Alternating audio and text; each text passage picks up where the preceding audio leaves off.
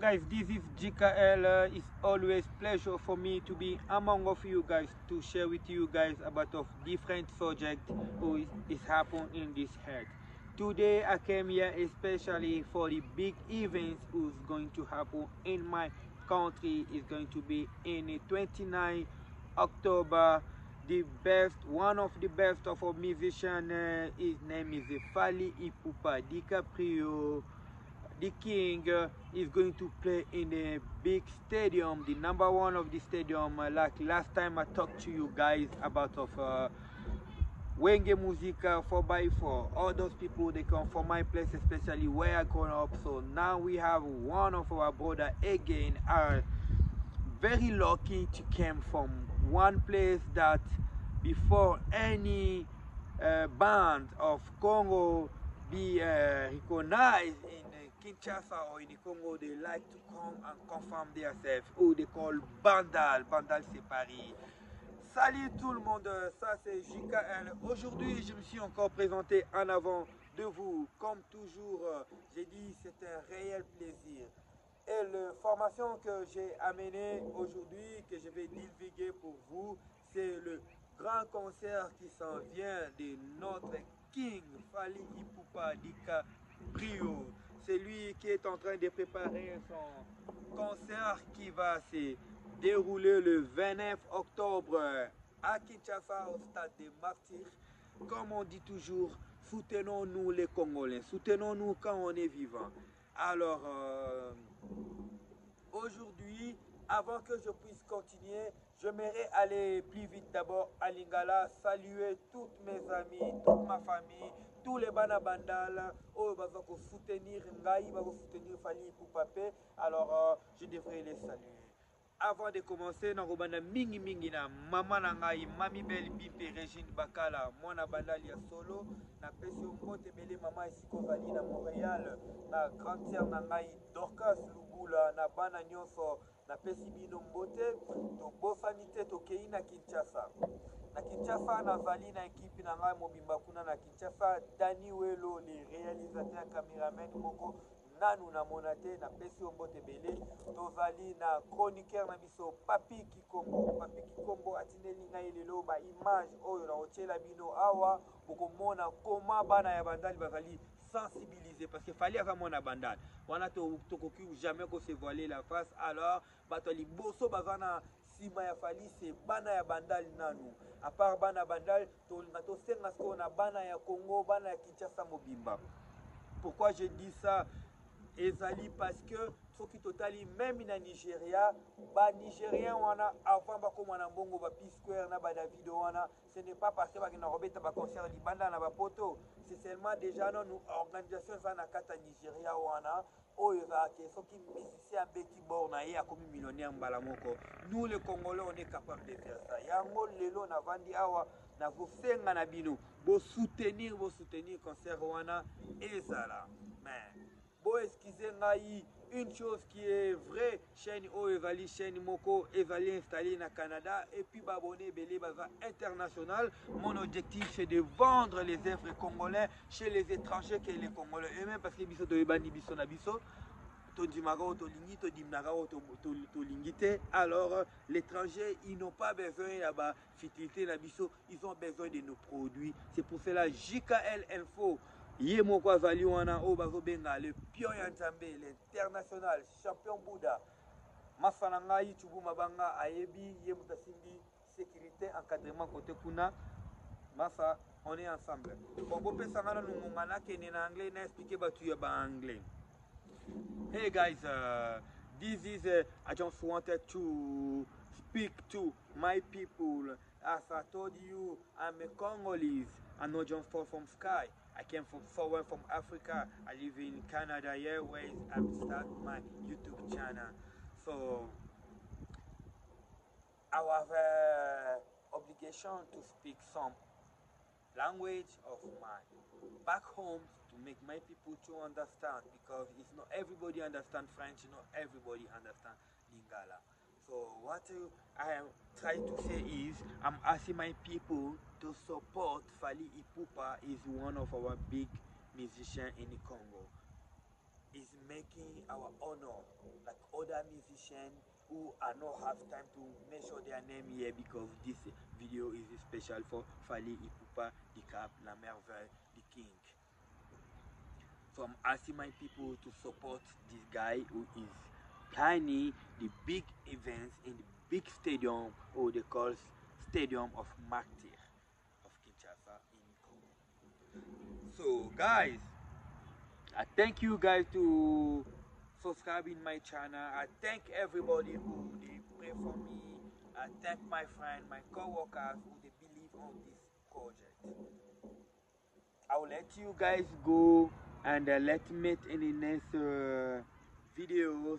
But now I have to speak more in the Congolese, so my people is going to more understand. Alors les amis, comme je viens d'expliquer, cette vidéo d'aujourd'hui était vraiment faite pour les Congolais. J'aimerais plus parler en lingala pour les encourager. Ce que j'aimerais que vous puissiez suivre maintenant, ça serait d'abord le vidéo du soutien. Il y a les Congolais que je vous dis là, il y a beaucoup de talents dans mon pays. Il y a des artistes connus et des artistes non connus. Ce sont des talents qui sont en train de se gaspiller. Alors on a un jeune talent qui a joué une musique pour Fally Ipupa, La Merveille. J'aimerais mettre ça pour vous. Suivez, et puis je vais vous montrer comment Papi Kikombo avait fait passer le micro baladeur à Kinshasa, à Bandal, voir comment l'organisation est très forte.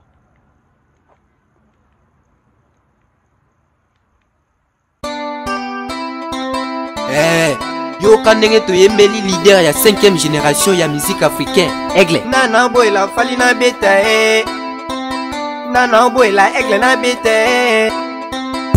Il enverra tous les locaux. À ta santé, Fally travaille dit comme un vélo. À ta santé, aïe aïe à ta santé, aïe aïe à ta santé. Chez Fally on dit, son rêve son corps est fort. Pour quitter le quartier, il faut chercher les dollars. On en lui donné, il venait blinder. Fally tout traverser, se fait par les stopper. Il partit pana jusqu'à Paris, Maintenant sa musique est du lundi, balandi. Il enverra tous les locaux. À ta santé, Fally travaille dit comme un vélo. À ta santé, aïe aïe à ta santé, aïe aïe à mes amis chez Fally on dit, les absents toujours dans. La route est longue mais l'Afrique aussi l'est portée. L'avancée, c'est pour ça il est pensé. Il n'a pas cédé, Fally va tout bloquer. Il travaille de minuit à midi, mais quand sa musique est du lundi, balandi. Il enverra tous les locaux. À ta santé, Fally travaille dit comme un vélo. À ta santé, aïe aïe à ta santé, aïe aïe à ta santé. Nana boya et nabita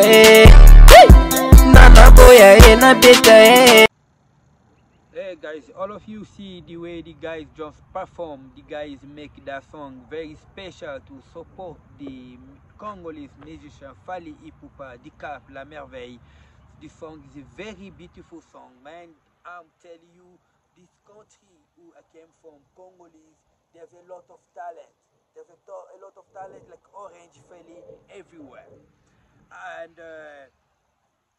I would try to, yeah, like Orange for everywhere.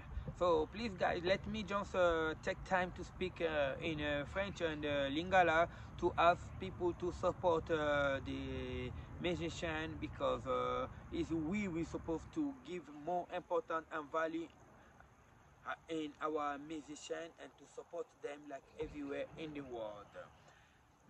Mingi bandeko na ngai bomoni muninga na biso ndenge asili kosala lolembo wana mpona Fally Ipupa, donc a soutenir ye makasi. To moni biso moko ke Congo toza na batalan ebele, toza na batalan ebele nene si batu na anglais wana ke eza neti ba orange go evokoya na banzete ne Congo ezalaka wana misu bayebani misu bayebani te. Mais bomoni bolingo kaka o mwana mobali wana aza na yango envers Fally Ipupa ndenge ayembi nzembo wana bino mobola nzembo wana alingi Fally Ipupa alanda vidéo oyo a soutenir mwana wana apesa oyo ta mosusu mwana na vana ngo pour ça. Mais lelo toyaki mingi mi pona yango te, lelo toyaki kaka pona tobeta sete na soutien. Bandal mobimba c'est Paris, faut botelema bozala sima Fally Ipupa. Congo mobimba bozala sima Fally Ipupa. Concert wana azobeta yango na loyenge te azobeta yango pona sepelisa bino bana ya Congo. Biso nyonso ensemble. Alors to soutenir ye ndenge moko ba Nigérien ba se soutenaka, ndenge tolingi ba Congolais bo se soutenir. Kobunda wana il faut rentrer biso kaka muke devant bateau, il fallait même pas baloba na biso ba mo loba na suba Congolais. Alors vidéo na va sur esuki wana ndako vongela bato mabanga. Mais avant na kende na opesa Maître Blanchard. Toujours bonjour ici Kavali Maître na bosani yote. Ba félicitations à la mariage ndenge zoya. Toyebi ki ata après libala tozara na besoin ya ba makamso mike mike. Donc ngai au mona yo na mikolo koya pesa mère mbote, on est toujours ensemble. Alors vidéo wana tosuki wana to mona na prochain numéro à suivre. Sikoyo bolanda ndenge micro etambolaki na baveni ya Bandala. Mais avant na kende na kolinga na pesa mbote lisusu na équipe mobimba ya bana ya Sans Frontières ACBL, le sportif Sans Frontières ya Congo mobimba na pesi bino mbote, na pesi je t'aime maman mbote, na pesi Maître l'araignée d'Afrique, Maître Kumbi na pesi mbote belé, na pesi Maître Merlin mbote belé, Maître Merlin encadrement na pesi mbote to bosanité na sima na ngai awa na memi boxer oyo parce que combat ya Yuri Kalenga na champion bulldozer na no salami kakate champion bulldozer asengi combat Yuri azoluka ba oyo bazana nous prêter. Alors on a baki na bino boxer wa kolongwate, vous pensez que c'est des blagues mais vous moni boxer azali Yuri Kalenga tozo continuer après même ya oyebisa biso tango kozala prêt pona o continuer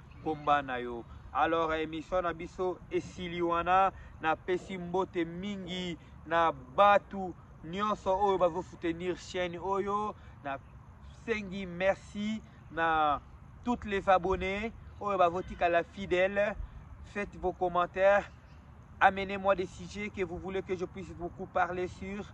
Alors, j'ai pris le temps pour faire des vidéos tous ces derniers temps parce que je prends mon temps aussi de suivre ce qui se passe dans mon pays. Je vous promets, je viendrai avec des sujets vraiment qui vont être très intéressants. Nous devons être éveillés, nous, le peuple congolais. L'amour fait la force des nations. Na Pesimbote na Chubu Mabanga, na Pesimbote na Ali Foreman, Jean-Jiko Maître, le président, na Pesimbote Belé Siko Vali. Article 15, on ne choque pas les maîtres n'est jamais un président donateur. Tofuki Siwana, Tokutanana, prochain numéro, ciao. Alors, bateau nyonso bazali na poto partout, oyo on a besoin, ya ba assister na concert wana, ça c'est le temps. Boluka bobenga administration ya Fally Ipupa o bazali chargé na makambo wana bo réserver ba ticket na bino. Et puis mikolo makambo comment déjà très avancé au mona Bogota na Amazon au qui réserver ticket donc pour réserver parce que stade wana ezali promis que et vos valeurs au Bukana Bandal c'est Paris, on est ensemble.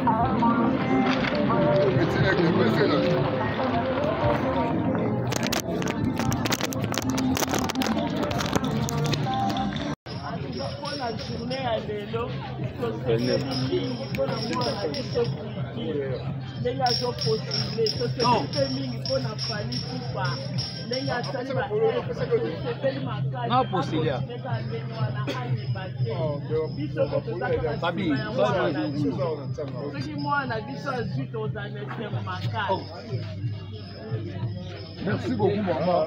Ouais, bonjour, président Francky. Ouais, bonjour, négo journaliste.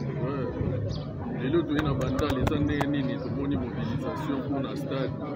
Les lots, les journées nini, expliqué dans tout le monde, la nation a checké l'info news à partir à Canada, américain puis au Nzambé. Président, expliquez nous, on va comprendre l'événement aux années nini. Bon, les lots de Sangani, on a Bandalungwa, na Asbel ou Babengi mode bandal activé. C'est-à-dire Asbel Moko. Et si Kaina Mamma Kitoko, mode bandal activé. Nandenga bandalungwa, tout le monde qui fait maboko te, nandenga o to benga patrimoine moko ya biso ya bandalungwa azoko beta événement moko ya munene le 29 octobre. Yango to initiative lelo ya ko se répondre Kinshasa Mobimba. Yango to une idéologie en mode Kinshasa activé pour la ko regrouper ba association nyo surtout ya ville ya Kinshasa na kati ya iloko moko to bengi mode Kinshasa activé. Uniquement plateforme na pour la ko soutenir événement munene o ya Fali pour battre un patrimoine le 29 octobre. Donc, ils ont mobilisation. Tu bandis dans Bandal. Lobby, tu si, quand on est dans le bas, tu bandis dans Bandalungwa. Tu prochaine rencontre qui est dans Tchango. Tu es dans Massina, tu es dans Kimbanteke, tu es dans Ndjili Sainte-Thérèse. Donc, tu dois quitter Tchango avec force. Il y a une mobilisation des bandits à partir de l'élo. Donc, c'est à trop. Merci vraiment, président. Les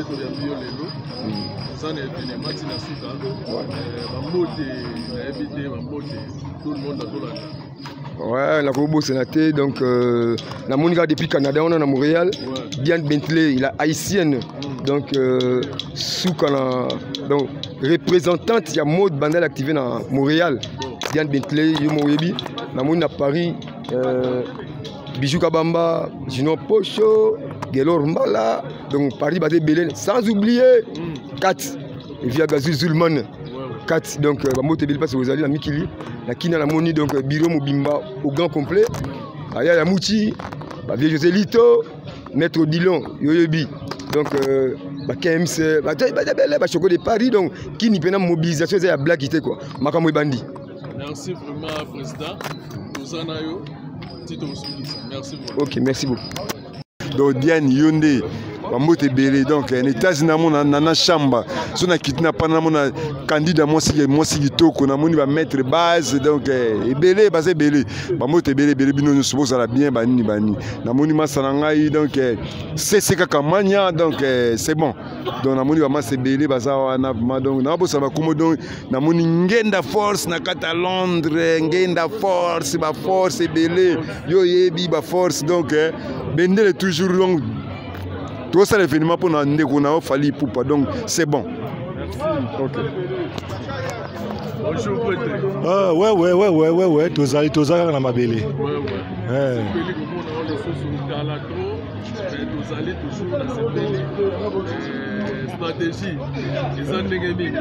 Stratégie ça bien ne obi que Kalatro tous en abiseur moko bimba kozonga tous bundara na kata mabele na biso stratégie zali bien Fali Poupa surtout ba vie na yo o indusa tokola so ba vie ba mbiaka suki apembe zo bimba to koti masolo yo Donc tu as déjà bandaka là. Donc tu pousses les sous tina suka.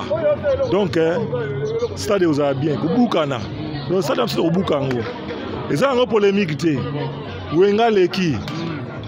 Ba JB ba wera ba no tout wana baza ba indusa. Bana bandal les anonga lisolo ka ya bandal. Ya bandal pour makabutu ya musique bandi na bandal. Le simba ezaka ya bandal. Tuzaine le kana bandal. Donc bandal. Donc ils ont encore bandal hein. Il y a une polémique mais oui a fallu ndé to bukande stade biso de côté masolo yo. Nous ya kolobete balobi tout ba master balobi na bango. Moi libanga pesa ka bien pour ba master bazana mikili boy belé. Elobi na ya muchi. Na mo mutu rotika te mutu na roboa te mais Guilain ba force. Guilain ba force oh master na José Lito. Fallait za petit na no petit à parler. So natana États-Unis namoni Alpha Sibu moi si kitoko wa molai namoni Dadi Boyembe moi si kitoko so de côté na kata Panama maître Kems Kemal ba bon guérison Bika d'ailleurs so Bika ki na d'ailleurs so de kiti na Turquie to moni Guy Roger Mwamba fali petit na bino hein. Soto keka na kati kaka Panama tozongi Mama Rita Boyembe Yafu Mama Losambo ba prière qui paraté tcha baboko pona mwana ofali to buka stade wa me ba kufa te. Merci papa na sepeli. OK merci merci na bilonyo sobolanda na Chigal Info zona ya muchi alobi bino moko bandal bino moko bozomona donc bomoni mbala moko direct.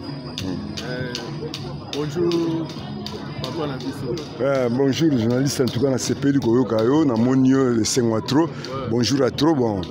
Tout ça toujours na kata masolo hein, kata masolo événement. Nous ozomona kaka donc to aller na kata bandal Sinkini.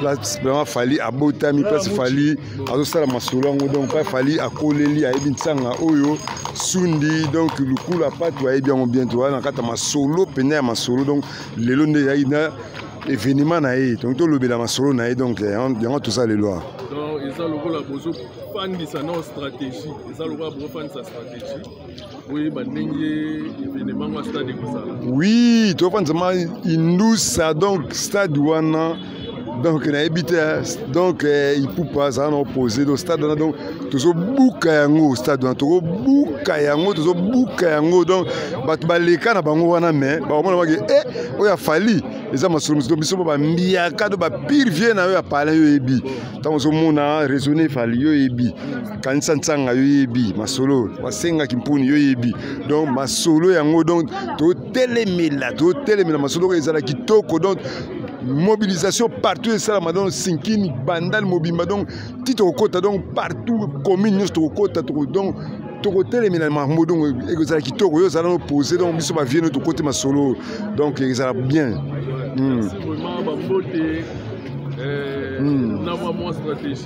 oui bambote pona bambote bamasa baza ebele na Panama wana zotala bamasa na ngai so tala tali Panama wana do nazomona kutu na kotika te bamasa bale ebele mais so na bani na Suisse wana mona donc master na ngai donc Roger Finini mwana mayele yo yebi Roger Finini mwana mayele yo yebi so na kiti na Panama wana nazomona donc nazomona Papi Kabemba donc mon pote yo yebi na moni wana namona donc baza ebele nazokima kuna bakombo ezobunganga bamasa ebele baza na Panama mbote na bino ebele bapeti na ngai donc Lei Moussa le capitaine donc petit na nga salaka nga nazala Lei Moussa yo yebi masolo donc namona bato ebele namona ebele bakombo ezokimanga mais bozwaka bambote ya trop so nake na Montréal nazomona Diane mwasi kitoko mwasi oyo kitoko koleka basi nyonso ya Congo donc Diane yo nde bambote belé donc en États-Unis na chamba so na kitna pana mona candidat mwasi kitoko na moni ba mettre base donc bonjour Lox Modogo Bilambe Belé balobi mwana bandali ya Bonjour solo. les gars journalistes. Voilà Chigal Info. Oui, awa balobi Kinshasa activé. Obligé.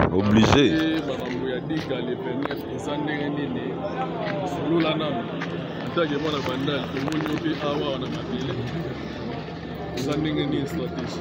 Ouais, merci beaucoup pour la parole. En tout cas, vraiment, on sait qu'on a biso bana bandel nyos tunan. À part ba commune mususu biso no tous avec exemplaire to soutenir de qu'on a biso. Au bet un stade de martyrs donc les a fierté na biso. So il est le stade de martyrs est tondi. Moté que biso bana bandel to za sous kara fier. Tala mona bandel. Donc on sait na bandel nyos surtout na ba obazana ba pays étranger ba oya mukolo wana. Alors c'est pour ça bango pour fallait mettre déjà musique à bien. Non bango tout ba ya bas to soutenir to ça to kanga mama loboko na loboko to ke na stade de martyrs to tondi sango. Bon ba douter o ba ni to na bango ke stade de tonda. Ezalaka bongo ti.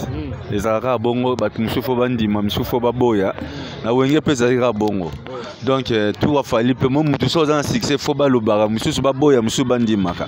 À la fin de compte tout chemin mène à Rome. Donc total quand ndenge ke menga pona nga na yebi ke le ka bien parce que fallait beta musique bien azana succès ayemba bien sala banzemo bien non surtout correct quoi. Donc c'est ça. Ouais. C'est bon, on a évité ce que bakisa nini. Yo bakisa ti pas kaka batu sur le 29 octobre to soutenir. Moi na mai ba komi nyos tout ba ndeko bazana ba komi nyonso boya na stade de martyrs na bandeko bazana ba pays étranger. Boya le 29 octobre to sangana to ke to sala ambiance ça matanga teza fête quoi. Concert ça place ambiance quoi. Donc eza likamba jour moko. Et ça la bien tout kutana kuna to ban ambiance tire aussi là to zonga bandako. Donc c'est ça. La pesika bana poto mbote Nico Chilombo azana France. Petit nanga Jogo Christian Mouna. Grande sœur na azana Canada Monique, na pesi bango bambote na pesi Parfait Bitodi, Willy Finini, Junior Barcelone, Peggy Moya, Nico Chilombo na lobaki ona madame nae la Racine.